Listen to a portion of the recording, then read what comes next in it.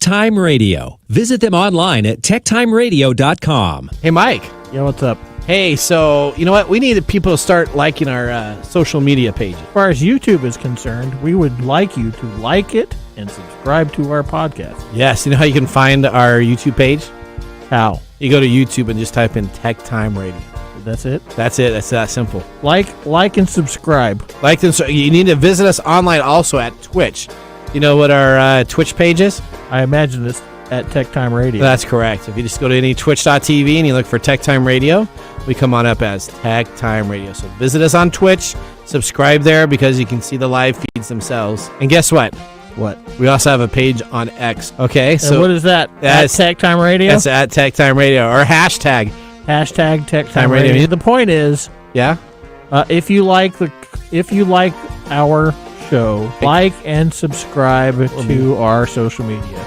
Okay, so I think that's pretty much covers it. Like and subscribe to our social media. Like us today. We need you to like us. Nathan doesn't get liked a lot at home, so he's begging for everybody. Please like us. Please like us. That's right. Okay.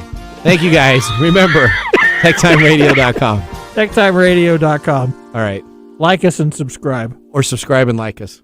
Broadcasting across the nation, from the East Coast to the West, keeping you up to date on technology, while enjoying a little whiskey on the side, with leading-edge topics, along with special guests, to navigate technology in a segmented, stylized radio program. The information that will make you go,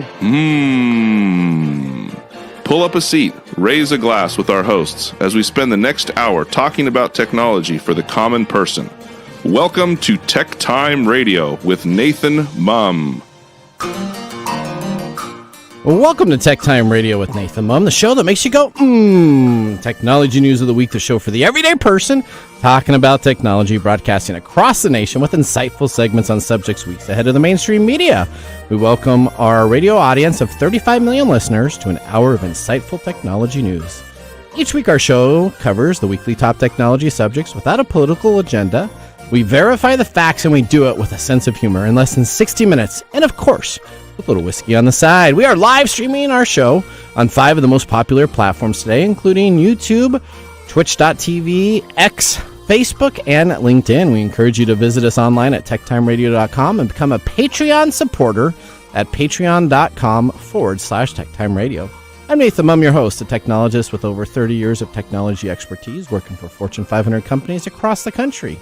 Today in the studio, we have our co-host, Mike Worday, and Mark Gregoire, our whiskey tech time taster. Mike's an award-winning author, originally from Arizona. Mike's a human behavior expert living in the Seattle area with a master's degree in forensic psychology. Mike's here to keep me from geeking out while providing insight into human behavior and how it interacts with technology. Mark Gregoire, our whiskey connoisseur and senior technical executive with a 30-year record of establishing technology solutions, is in studio again today. He's a skilled whiskey drinker and our go-to pick-of-the-day expert. We are friends from different backgrounds, but bring the best technology show possible every week for our family, friends, and fans to enjoy. Buckle up as our producer Odie is at the control panel. Let's start today's show. Now on today's show. All right, today on Tech Time with Nathan Mumm, we examine the potential merger of two media giants, Warner Brothers Discovery and Paramount Global. Have you heard about this in the news there, Mike? No. Yep, so they're talking about having a merger between each studios. It's a $38 billion market value if they do that. The streaming portfolio could rival Netflix and Disney+, but there's a twist. As the talks were heading up, National Amusements, the owner of Paramount, said it was hacked. Was it an inside job? Who stands to gain or lose from this deal? We'll explore this as our top story of the day. Then our monthly Chat About Chat segment, we talk with our latest AI expert, Phil Hennessy, on Google's program called Gemini. The new system can generate natural and engaging conversations on any topic. How does it work? What can it do? And is it better than ChatGPT? We're going to take a look at all of that. Phil is joining us, of course, to give us the lowdown on all things AI. And then finally, we have a Nathan Nugget.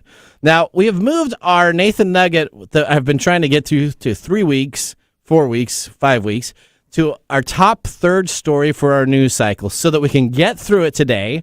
And I have another nugget because I have been so upset. This is what I tried to do. I tried to watch Beverly Hills Cop. Have you seen Beverly Hills Cop? Yes. An 80s, 90s icon movie show, right? Yes. Okay. So guess what? Beverly Hills Cop 1 is only available on Comcast. Beverly Hills Cop 2 is only available on Paramount Plus. Okay. Why would you want to watch 2? Well, 2 is pretty good. 1 and 2 are pretty good. The 3 was a 3 is where they go to the amusement park with kind of like the Disneyland takeoff. Not really good. But I was so confused because I couldn't find out where the stuff was located. I had to go online. I had to search for it. I have a solution. I have 5 apps we're going to be talking about in my Nathan Nugget that combines all the streaming services together so you can just put in what you want to watch and it comes up and actually shows you. We talked about this 2 years ago, and now there are 5 companies out there that have apps that you can your Disney Plus, your Comcast. You have to subscribe to all these places. Oh, well, some are free. Some of them you have to pay. So we're going to talk about the benefits of each of these. It's a big trading scam. Is it a big trading scam? Yeah. They're sitting around going, all right, we're gonna do Beverly Hills Cop on this program. Well, because the rights changed. The problem is the studios that did them changed. I know. So it's a pain in the neck though when you're going on like things like Amazon Prime and you like get your you haven't watched this. Let's watch Indiana Jones. Yeah. And you can get the first and the third, but you can't get the second one in the middle. And you can't get. And they got to go to a different station to get them. Or then they say they come up in the searches, and then when you go to actually watch them, it's like, oh, that's $1.99 to rent it. Yeah. It's like, well, that's not really free then. So we're going to talk about that. Yeah, evil. It was So evil. That's our Nathan empires. Nugget there. All right.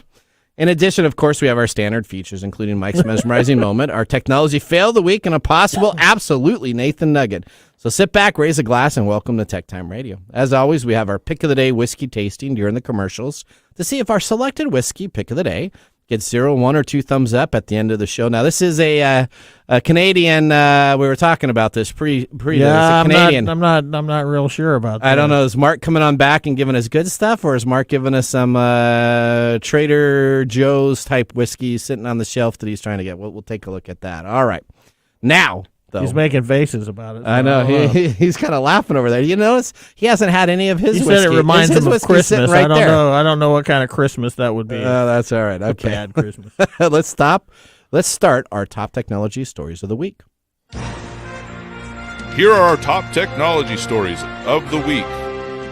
All right, story number 1. Warner Brothers Discovery and Paramount Global have held talks about a possible merger of the 2 media giants. The deal would create a global media giant, again at $38 billion, and a strong streaming portfolio that could compete with Netflix and Disney+. But as talks heated up, CBS Paramount owners' National Amusement was hacked. We have our LA reporter Tom Geiken with more on the story. National Amusements, the cinema chain and corporate parent giant of media giants Paramount and CBS, has confirmed it experienced a data breach in which hackers stole the personal information of tens of thousands of people. The private media conglomerate said that hackers stole the personal information of more than 82,000 people during a December 2022 data breach.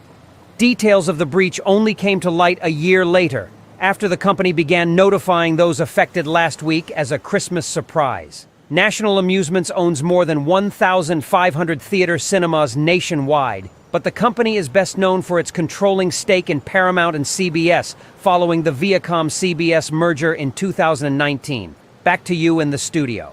All right, so it took a year, huh? It took a year. There you go. Perfect. You're on top of it. It took a year for the breach, for them to notify everybody that they had a breach. Yeah, they're like, Merry Christmas. Last year at this time, your data was filthy animals. Now listen to what happened, okay? Now, essentially the breach happened over a year ago. Now, they actually discovered that the breach happened in August of 2023. So essentially they had been breached from 2022 to August 2023. It really doesn't raise the confidence levels when you find out that the people who are running these things do not even know that something has been breached. Guess who their security company is? Oh, no. This is a Christmas miracle here. Oh, no. Guess who their cybersecurity experts, no. FireEye, is their security components that was unable to detect the breach that happened. It took them over 9 months to detect the breach that was in their system. Those guys are so horrible. All right, well, you know what?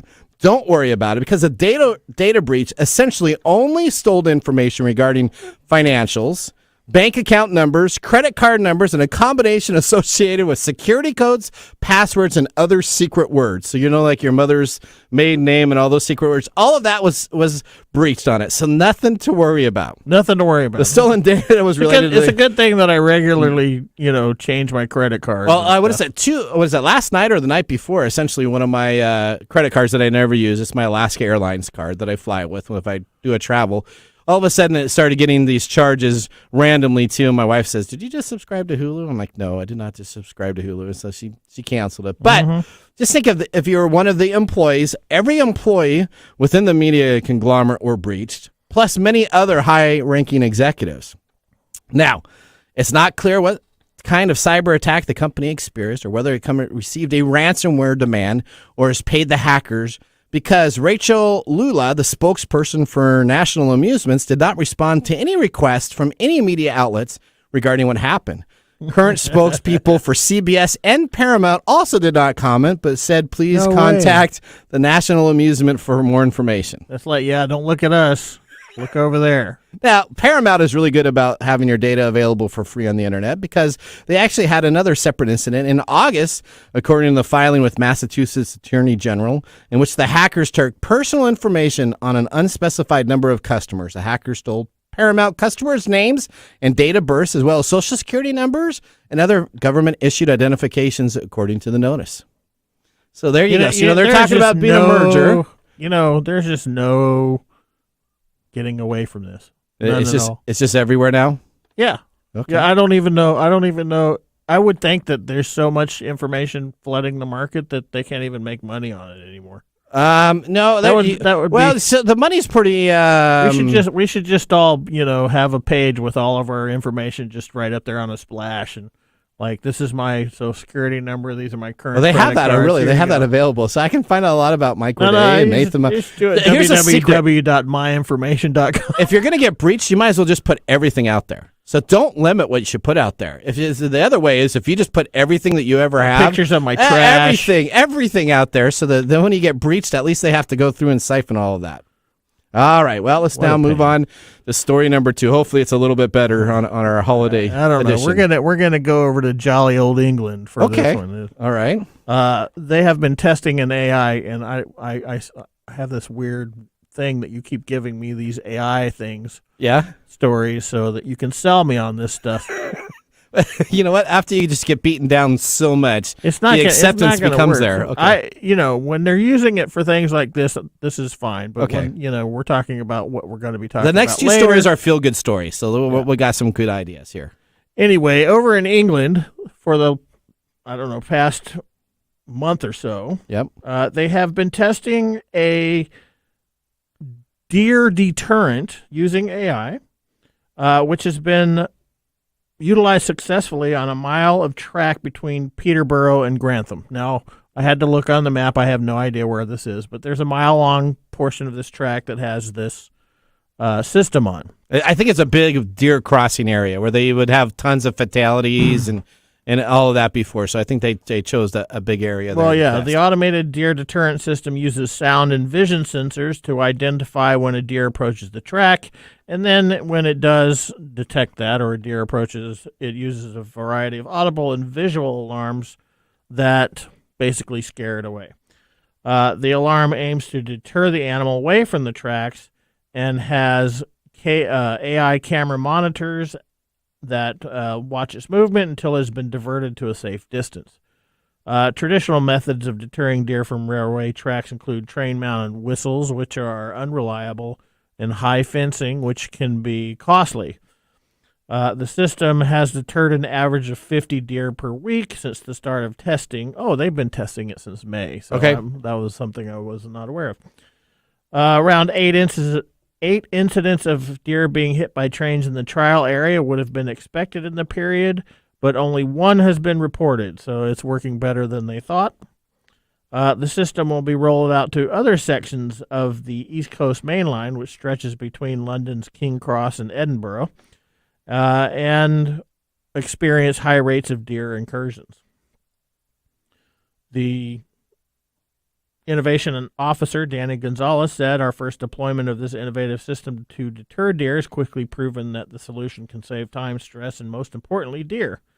The train operators worked in partnership with Network Rail to develop the scheme, and route engineer Joe Priestley said that protecting the deer and reduce disruption and delays for passengers has been a success. So hopefully we'll start seeing stuff like that more regularly, especially in the U.S. So. Well, that's kind of, deer in a headlight type of deal. I drive back roads, and when they see lights and stuff, they literally just freeze, right? I mean, it's just something in their instincts where they just freeze. So if they can, that's a fight or flight response. Yes, and most of the time they just kind of. That's because when they freeze, something that uses visual acuity can't see them. They disappear from view. So with cars and trains, it doesn't work so well. Okay, so this would be this is a good AI story.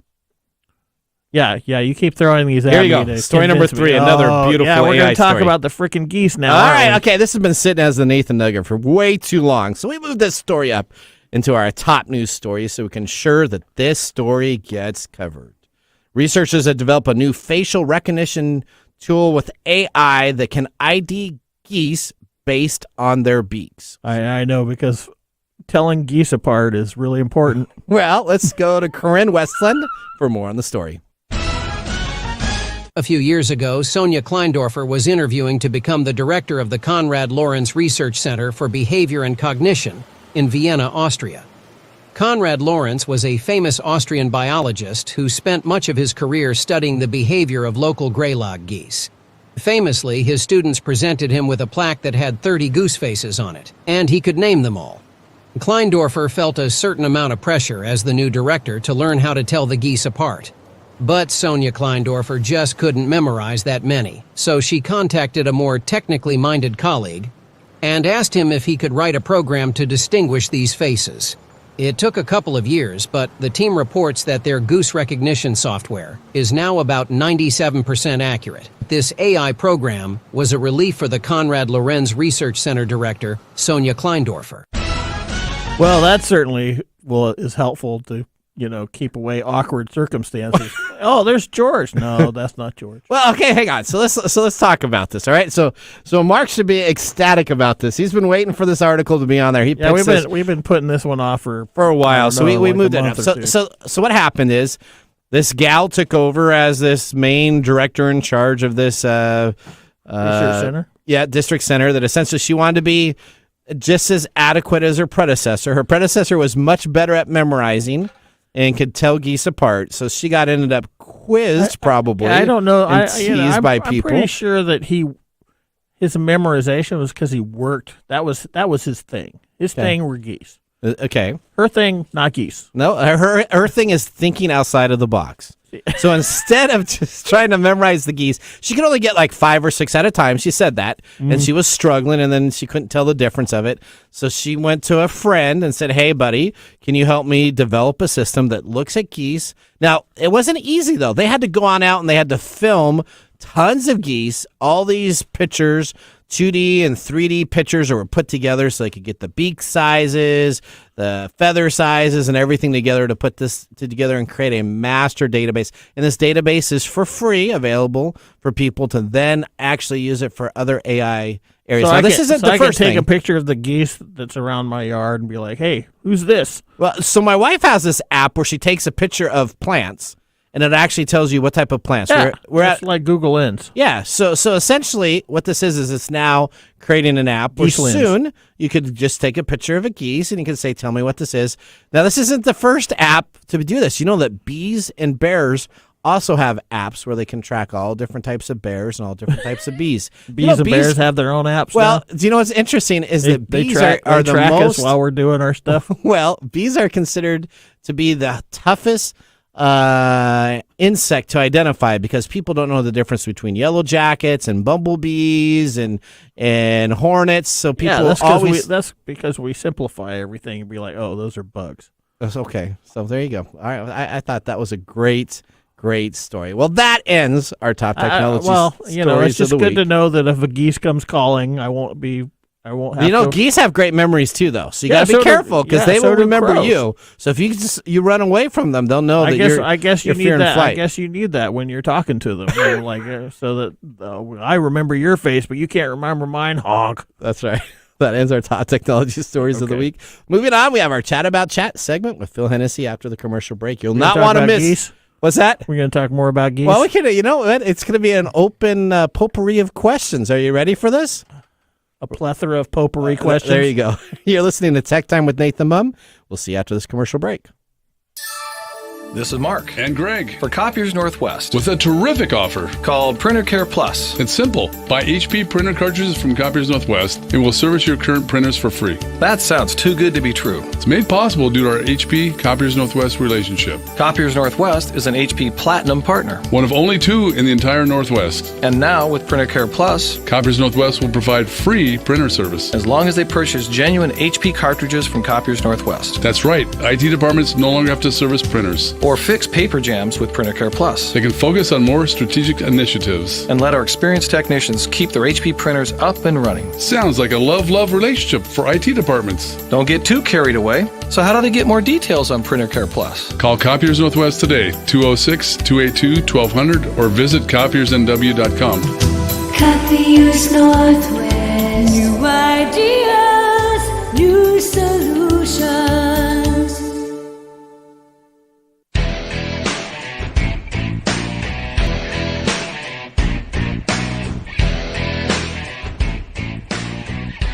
Welcome back to Tech Time with Nathan Mumm. Tech Time is a weekly hour technology show that talks about current technology in a simple format without having to geek out, brought to you by myself and Mike Gorday. We just had our first whiskey tasting during the break, and now we have Mark in studio to tell us what we are sipping in our pick of the day. That's right. We are sipping the Alberta Premium Cast Strength Rye. Wow.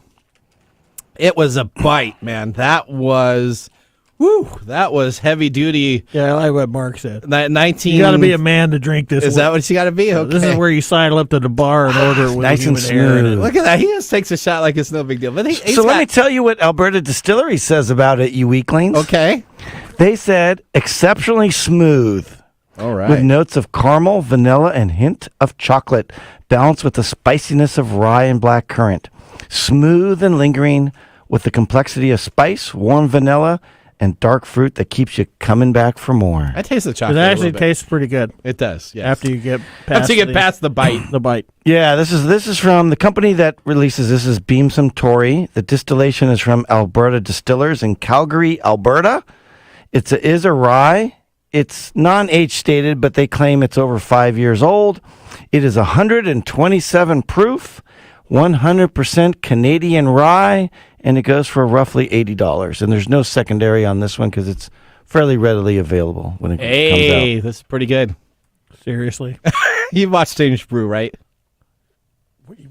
Is that what you did this week? You No. just watched all these really old movies? No, I'm just saying, like, when I think of Canada, the first thing I think of is the movie Strange Brew. Yeah, that's Rick Moranis. Come on, that's a classic, right? Yeah, Luke, I'm your father. Yeah. Hey, All right. Okay. Well, come to the dark side, you knob. that's right. This is pretty good. Thank you, Mark. I can't wait to hear the mumble about how this is produced or what today is. So we're going to continue on with that. Great. Now let's move to our feature segment. Today we have Phil Hennessy back with our Chat About Chat monthly segment. Get ready to dive deep into the exciting world of Google's latest innovation, Gemini. This powerful AI model comes to us in 3 distinct versions. I guess they couldn't release one. So they have the Ultra, the Pro, and the Nano, each tailor-made for your specific needs. Let's dive in with Phil to unravel the mysteries of this AI powerhouse and start the segment. Welcome to the AI segment, Chat About Cat, with our tech time guest, my favorite humanoid, Mr. Phil Hennessy. All right, Phil, welcome to the show. Happy holidays. How was your holiday events? It was great. We got to see a lot of neighbors and ate too much and drank too much. So life is good. That's all right. That's a great holiday. Isn't that? Hey. That's what the holidays are all about, right? Is alcohol. Alcohol. Football. That's right. Oh, okay. Well, Christmas is all about basketball nowadays. I think Basketball. Right? Well, the NFL had games too on. I see the NBA is really pushing the Christmas Day basketball. Yeah, stuff. they have the Laker game and another game and another game. All right. Well, where are you coming from today, Phil? You coming from beautiful Florida, near south of Sarasota, Florida. It's in the 70s right now. Life is good, Shut up, Phil. All right. That sounds perfect. All right. Now, Google has a new product, and it's called Gemini. Can you explain what this AI tool or effort is all about? Yeah, it's a new AI engine. Notice they don't call it a large language model or a chat bot.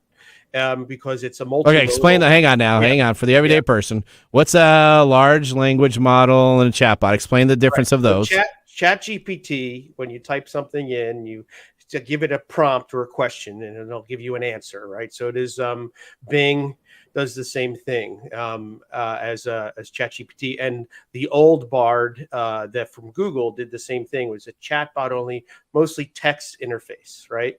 A multi-model AI engine it can take text, it can take code, it can take audio, it can take video, it can take pictures. Okay. So we can take different things and review it and do stuff with it that you ask it to do. Okay. All right. That's a good. Okay. So, all right. So Google failed in the Bard type of release. It sounds like so they're trying to come out with something a little bit better and a little bit newer. Is that kind of what Gemini is about? Yeah, that's exactly what it's about. And I wanted to kind of talk about some of the examples to give people idea of the multimodal, if that's okay. Okay, it's sure. Really, really quite, I think, important to understand this. So think of it can generate input out different material from what different input. So if you gave it a video of a bunch of birds flocking, okay, maybe geese. Flying. Yeah, maybe geese. Maybe okay, geese, that's a great right? idea. There we go. All right, with geese, and they can, anyway, I'm going to go there. and that what it has done with this is they've shown examples of this is that it can then give a visual simulation and the code to create that visual simulation of the birds flocking together. So all you need to do is give it a video segment, and it gives you then the video. It produces an artificial simulation and the code to create it. Oh, so if you wanted to create like the Battle of Middle Earth and you had a bunch of people coming on out there, you could ask the AI to make it a full battlefield and put a whole bunch of AI-generated orcs and items on there? I don't know where the capability will end right now, but that is their ultimate goal, I would imagine, is something like that. We'll talk about the 3 different versions, what's been released, and some of their goals. Oh, Weta better watch out. Yeah. You're thinking about. I'm thinking about when they do stuff in video games and things like, they need to show something in the background. Yep. So you're talking way more than just green screen here, but okay. Keep on going. Sorry, Phil. We could go off on this all day. Yep. It's okay. Crazy different stuff. So another one is an example they showed. They took a picture of two different balls of yarn, a pink and a blue ball of yarn. It identified that it was yarn and blue and pink, and it said and it asked it what kind of I make out of the blue and pink yarn, and it gave a picture of a knitted octopus. Oh, okay. They say you can make a blue and pink octopus out of it. So I mean, this thing has context across multi modes, video, images, these types of things. Another crazy one it did. So think how long this would take if you had to do this by hand or manually, right? It took 200,000 papers that they wanted to review for a certain set of DNA thing that they were researching, right? Okay. They set it through over lunch. It read 200,000 papers over an hour and a half. It identified the 200 papers that they wanted to read with the section to read and the citation. Wow. So this is like the ultimate homework essay college student app just waiting to be written there, right? I mean, it's insane. I mean, it doesn't just read the text; it reads the charts. Oh, so okay. So it takes the graphics and it will go through and does it understand X and Y axes and everything? Yes, and then it can create the data off of that. And what it did actually for this one, they gave it the original graph and said, okay, interpolate and make the algorithms for those graphs, and then add in the new data they just pulled and extend the graph. So is this something Google's been having in their back burner for a while, waiting to come on out, or is this something that is pretty new on the market? Well, this particular portion, we're going to talk about the different Google Nano and Ultra. Ultra is not released yet, and that's the one that can do all this that they're showing examples of. Okay. And that's going to release sometime in, they say, early 2024. All right, so there's like 3 different versions, right?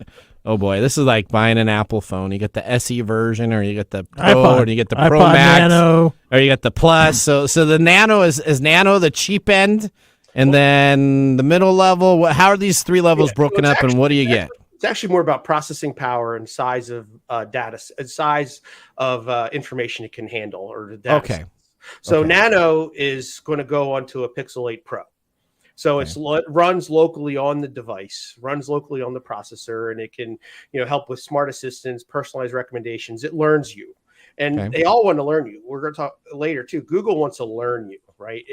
They sure do. Because the next one to talk is Google Pro, right? Google Pro is the next one up, and that's available right now. If you log in to Bard and get access to Google's chatbot Bard, you have access to the AI engine for Gemini Pro. And then you can upload the video, you can upload images, you can ask it all sorts of different things. It integrates with the Google suite of products. Okay. So if I wanted to, I can say, like I did today, I was playing around with it. If I wanted to transcribe a YouTube video, I can take the link of the YouTube video, dump it in the chat, and say, please transcribe this video. Boom. And then all of a sudden it gives me the full transcript within a minute. And then I could say, instead, a different link, I can put it in there and say, summarize this video, a 10, 15-minute video. And it gives me a 1-pager summarization of the video. Well, now you're whetting my appetite, because you know how much time it takes to do the AI aspects just for a Tech Time episode? I mean, it takes hours and hours to do that. So you're telling me I can put the video file in there, and it will come up with all the text and everything available. All the text, give you the transcription or the summary, whatever you want, or both. Right? Boy. I mean, it's crazy. I mean, and it integrates into your Google Mail now. This is where it learns everything about you, because it's reading all your mail, but it can, if you wanted to, you can integrate it into your Google Workspace, and then you can have it say, give me what are the top 10 most important. Give me what are the emails, the subject lines I have today. It can list all the subject lines. It can summarize an email for you. It can pull out the tasks for that from that email and label the tasks for you. Wow. Okay, this is getting exciting. All right, so tell me what the Pro what's the Max version? What's the Ultimate? Ultra now. Ultra. Yeah, Ultra. What is that going to do? Yeah. Well, this is, again, additional processing power. Think server farm level processing. Okay. And this thing is going to farm out all your stuff to other people. It's going to do all my work. It's going to respond to all my emails. That's going to give tasks to other people. You're going to start getting. That's going to introduce you to emails. The geese. Mike. All of a sudden, it's going to say, "Can you please do these 18 tasks?" It'll be like, "Fantastic." Yeah. Like F you. No. Okay. But all right. This that level that we're talking about with the research papers, going through 200,000 papers, right? Gotcha. This is that type. Eric could go through huge spreadsheets of information and find data trends. It's a data analyst at this point in time. I mean, it's going to help with all sorts of different large scale simulation work. It's quite interesting to me what they're going to do with this. I'm sure they're just... Okay. So the big question though, is this better than ChatGPT? You got Google Gemini here and ChatGPT right now. Who is the leader? All right. Well, there's a hierarchy between the three. Okay. So you got ChatGPT 4. Yep. Right now. All right, Sam Altman. Is that number one? So Google Ultra is number one. Okay. But it hasn't released yet, though, right? But it's not released yet. That's the key. Oh, okay. Well, then that's tough. Okay. It's supposedly number one. Okay. Right? All right. You don't know what OpenAI is going to release in okay. ChatGPTs to counter that, right? But right now, Google's claiming Gemini Ultra is the best. Then right now, what's out there working, ChatGPT 4 is still the king or the queen right now, right? Okay. And then Gemini Pro is next. And then Chat 3.5, which is the freebie that anybody can sign up for. That anybody can sign up for. Is this something I can do while I'm sitting in my recliner and just chat with Alexa or something? Well, it takes audio input, so you can talk to it. It has a microphone button on the interface, so you can talk to it. Yes, Mike, you can. So you can, but you need to create a Bard account. So you need to go and create a Google Bard account, I believe, to get access to this. And you could have your best friend. You wouldn't need to ever have a significant I feel other. like Alexa you could have Alexa be your significant other. I feel like Alexa would be jealous. Maybe. All right. Okay, so explain. Even though she's not very conversation oriented. All right, so tell me She just how wants me again. to buy stuff. She always suggests stuff. She always doesn't is suggesting she's that just I buy like stuff. so she's just like my wife. Can I buy this? Can I buy this? Can I buy you new No, batteries? Your thing no. needs to be She's like, this. hey, you should buy this. You should buy that. All right, no, so how don't can I want that. access Gemini Pro again? How do you do that, Phil? If you don't have a Google account, you need to create a Google account first. Okay. And then you go to bar.google.com Okay. and click sign up. And then you use your Google account and you're in. So And then they start tracking everything about you. Well, that's it. They tell you right off of that everything you put in, don't put anything proprietary, because everything they do will be possibly reviewed by a human. Okay. Says it right. Yeah, in you there. should probably not put in things either. Social that Security are number. maybe What makes a illegal, difference? Because or- if you gave it to Paramount, essentially it's you don't available wanna, to you anybody. don't want to be asking this thing about how to pull off the perfect murder or anything. I'm sure. How do I bury somebody underneath how ground do and I not get get rid caught? of it? Yeah, you know, Put how the do I person's knock name over in there. a bank? Yeah. I don't know. All right, what does the future hold for Gemini as we have this closing out here, Phil? One of the things they're working on right now is co-programming. So you have an AI assistant to help you program. You give it the basics of what you want it to do, maybe with some core code, and then it'll expand upon that. So you're going to see the world of programming change over the next 2 years, I think, significantly on how people program and the use of this. You're going to see self-learning robotics, especially with Ultra. You're going to see how they learn and teach themselves tasks, especially with the co-programming piece. They go possibly even reprogramming some of them themselves. This is going to get very, very interesting and a little scary. And they're even working on, which I think is going to be very interesting, Mike, and I don't know how they're going to pull it off, but they're even looking for emotional intelligence in the future and physical interaction with robotics. So Yeah, I know an industry that's already doing that.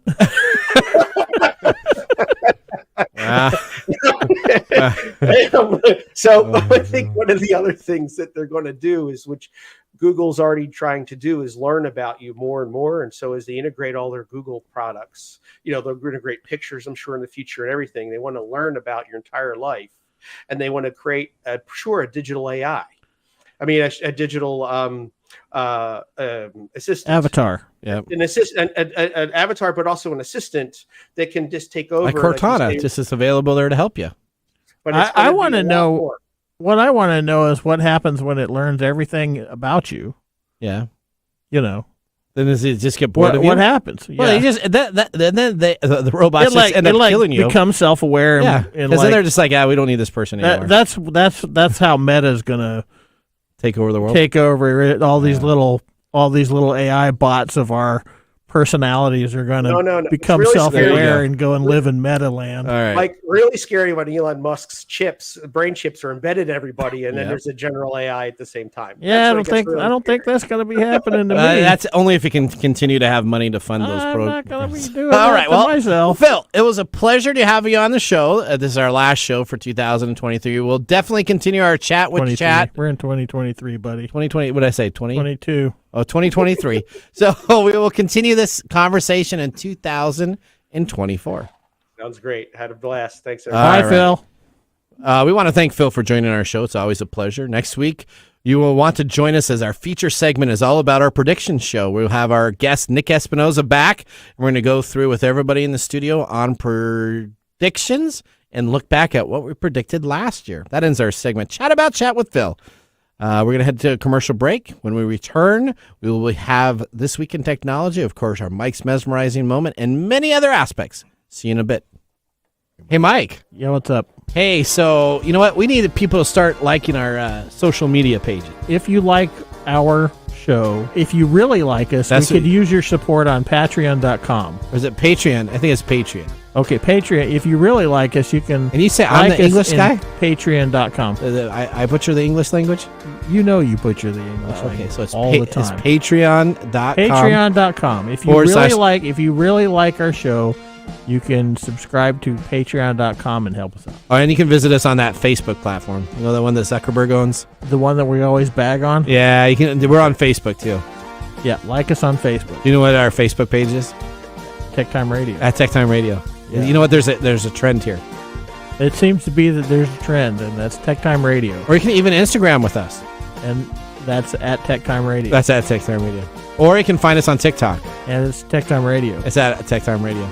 Like and subscribe to our social media. Like us today. We need you to like us. Like us and subscribe. That's it? That's it. That's that simple. And now, let's look back at this week in technology. All right, going in the Wayback Machine here. We're going to December 26, 1982. Exactly today. 1982. 1982. Time Magazine names a non-human Man of the Year. Time Magazine editor selected the personal computer for the Machine of the Year in lieu of the well-known Man of the Year award. The computer beat out U.S. President Ronald Reagan and U.K. Prime Minister Margaret Thatcher. The planet Earth, though, became the second non-human recipient of the award in 1988. Well, nothing like planet Earth. I remember computers. I remember those. All right, the award has been given since 1927. The magazine's essays reported that in 1982, 80% of Americans expected that in a fairly new future, home computers will be as commonplace as television sets or dishwashers. In 1980, 724,000 personal computers were sold in the United States. Trash 80s. I know. According to Time, the following year, that number doubled to 1.4 million. Now, do you realize that I'm in the studio right now. I have on me 3 computers. I got 2 cell phones in my pocket and a computer in front of me. So not only do I have, and if I go home, I got so many more devices that are available there. So not only do I have one in my household, I probably have one for every 30 feet I walk. I got 3 laptops at home. Okay. Plus the one I have with me right now. I've got 2 phones. 2 phones. I got a gigantic smart television. Okay. I didn't even include the smart TVs. I mean, so you realize that everybody has at least have it. And I have a console. Yeah, that's a computer too, with all the ability to load. So it's just amazing that almost everybody plus has essentially a computer in their possession or within a minute away of them. Yeah. All right, well, that was This Week in Technology. If you ever wanted to watch some Tech Time history with over 180 weekly broadcasts spanning 3+ years of videos, podcasts, and blog information, you can visit techtimeradio.com to watch our older shows or join the Tech Timers Facebook group to talk with us live all the time. We're going to take a commercial break here, but when we return, we have Mark's Mumble Whiskey Review and our Technology Fail of the Week. See you after the break. Hello, my name is Arthur, and my life's work is connecting people with coffee. Story Coffee is a small batch specialty coffee company that uses technology to connect people to each product resource, which allows farmers to unlock their economic freedom. Try our Medium Roast Founder Series coffee, which is an exotic bourbon variety that is smooth, fresh, and elegant at storycoffee.com. That's STORI coffee.com. Today you can get your first bag free when you subscribe at storycoffee.com with code TechTime. That's STORI coffee.com. The segment we've been waiting all week for. Mark's Whiskey Mumble.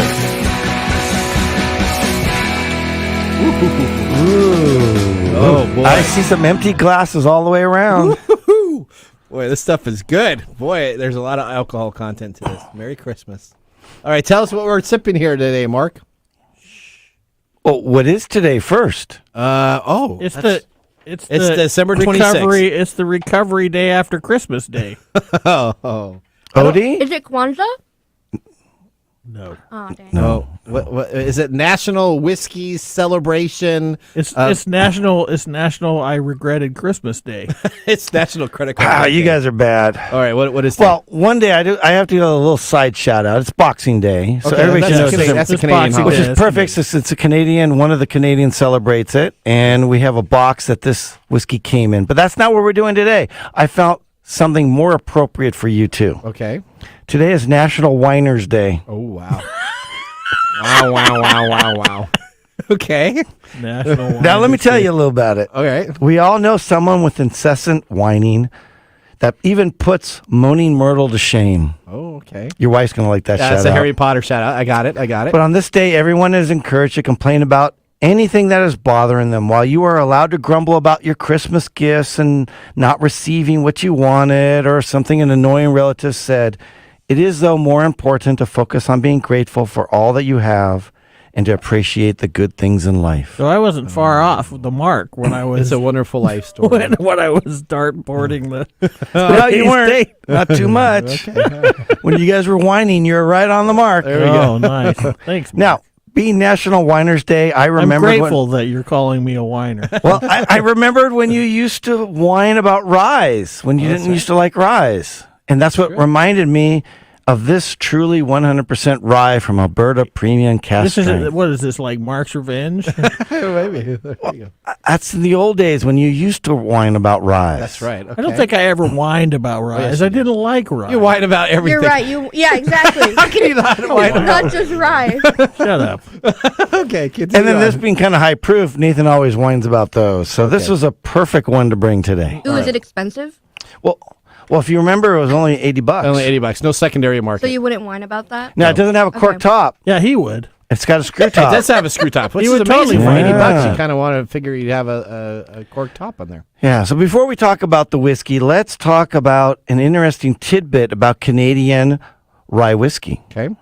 So in general, you can call something Canadian rye whiskey, but it's not required to be actual rye whiskey in Canada. Oh, wow. Okay. Yeah, so a long time ago, wheat whiskey was king when the grain was abundant. Dutch and German immigrants arrived in Canada and started adding rye grain to that wheat mash. It became so popular, people started asking for that rye whiskey.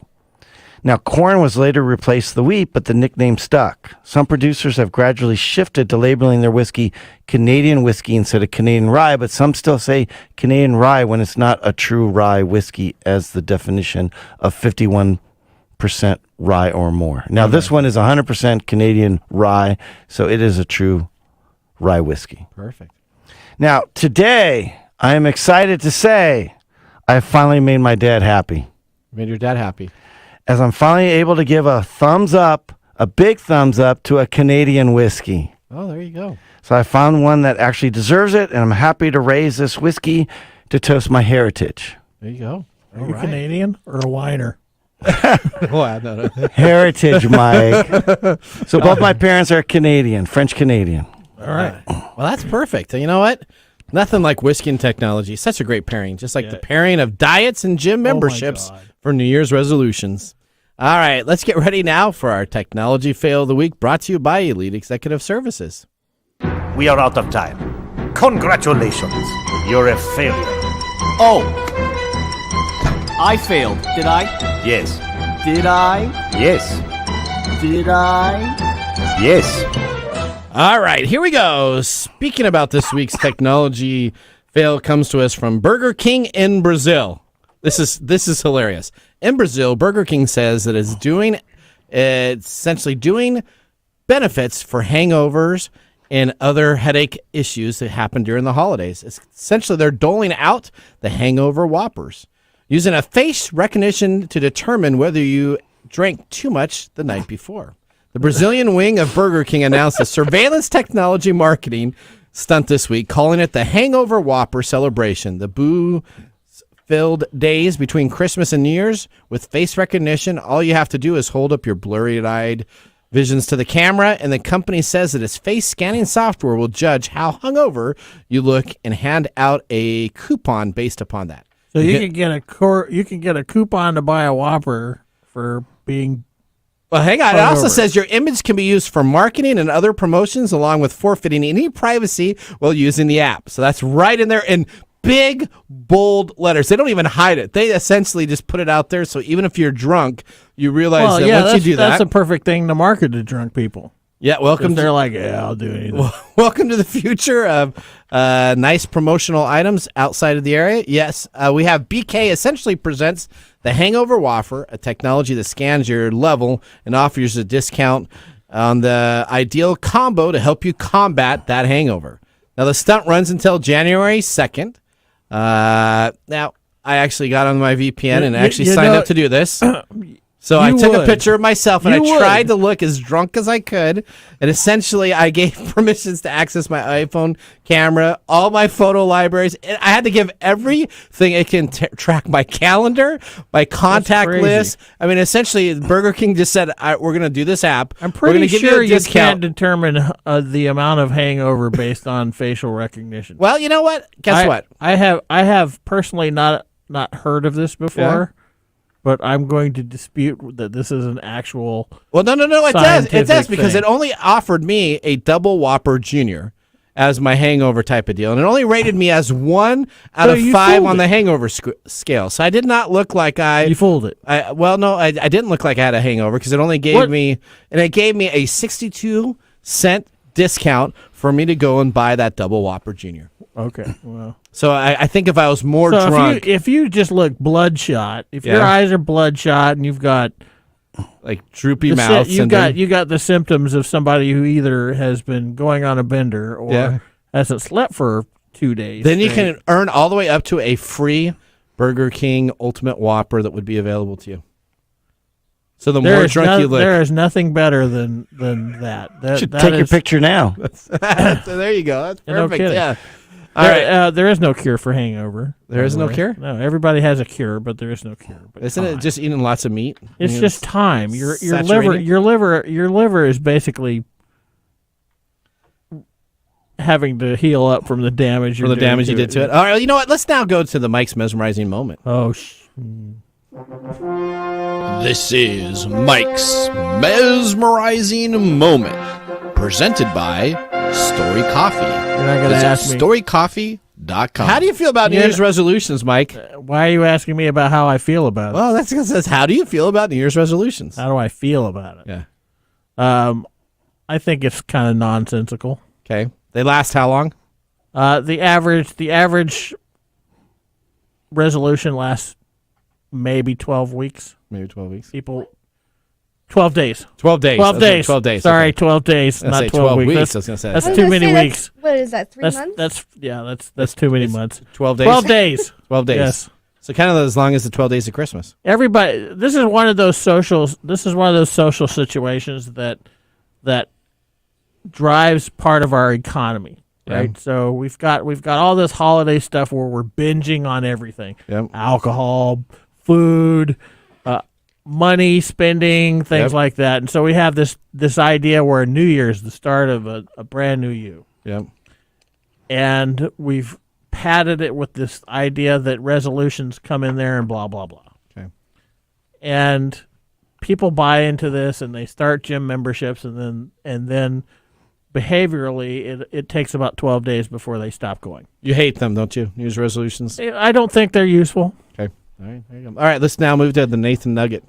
This is my rant. This is your What do you nugget wanna of the rant week. All right, so I talked about this in the pre-show, right? I was trying to find Beverly Hills Cop, right, on all these different platforms. Yeah, you were whining. You know, there's 5 apps that merge all your streaming National Whiners subscriptions. Day. It was perfect. Subscription services into one. Lately, essentially, I've had nothing but trouble trying to watch it. If you go to an app called Just Watch, it is a streaming guide for movies, TV shows, and sports. This is the one that has sports online where you can watch trending items, or it can even come up with suggestion.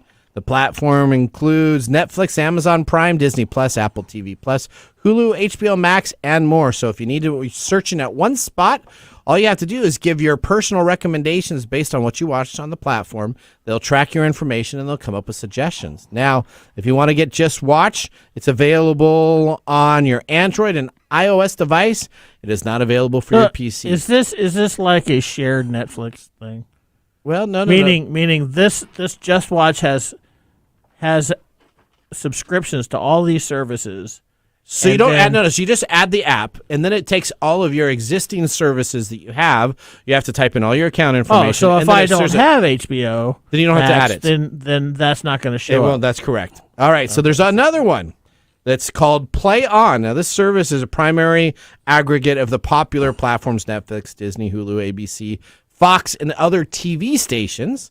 And on this Play On, you don't have to worry about ads or anything else. You can just enjoy the show. It works on a mobile device. So if you have a Roku, Chromecast, or Fire TV, you can load this app, and instead of going to your Netflix or your Paramount Plus, all you do is go to Just Watch, and you can watch it available there. No, that's not Just Watch. All right, here we go. Now, the last but not least, we have Q'd. The platform's quite a bit different. Q'd is automatically brings everything into one platform. You have to pay $39 a month for this app, but it works on both the web, Android, and iOS apps itself. So, I gave you 3 of the 5 top areas out there. They got Q'd, you got all these different, so you can now have one app to run all of your shows. Yeah. All right, let's go to our pick of the day. Service. Another subscription service. No, And now that's our only pick for of the last. day for our whiskey tastings. Let's see what bubbles to the top. All right, what do we have for our pick of the day here? Today we have Alberta Premium Cast Strength Rye. All right, what do you think? I give it a thumbs I'm going up. to give it a thumbs up. The initial bite from the first sip was really big, but after that, I like the alcohol content. It's yummy. Too. It's I good. want our viewers that are watching to put any comments if you've had this or any other whiskey that you're looking to have on the show. Oh, that's a great idea. Put it in your Hey, comments do of your our science, videos. Science of tomorrow. The science of tomorrow starts with the technology of today. Later. Bye-bye. Bye-bye. Thanks for joining us on TechTime Radio. We hope that you had a chance to have that moment today in technology. The fun doesn't stop there. We recommend that you go to techtimeradio.com and join our fan list for the most important aspect of staying connected and winning some really great monthly prizes. We also have a few other ways to stay connected, including subscribing to our podcast on any podcast service, from Apple to Google and everything in between. We're also on YouTube, so check us out on youtube.com/techtimeradio, all one word. We hope you enjoyed the show as much as we did making it for you. From all of us at TechTime Radio, remember, mum's the word. Have a safe and fantastic week.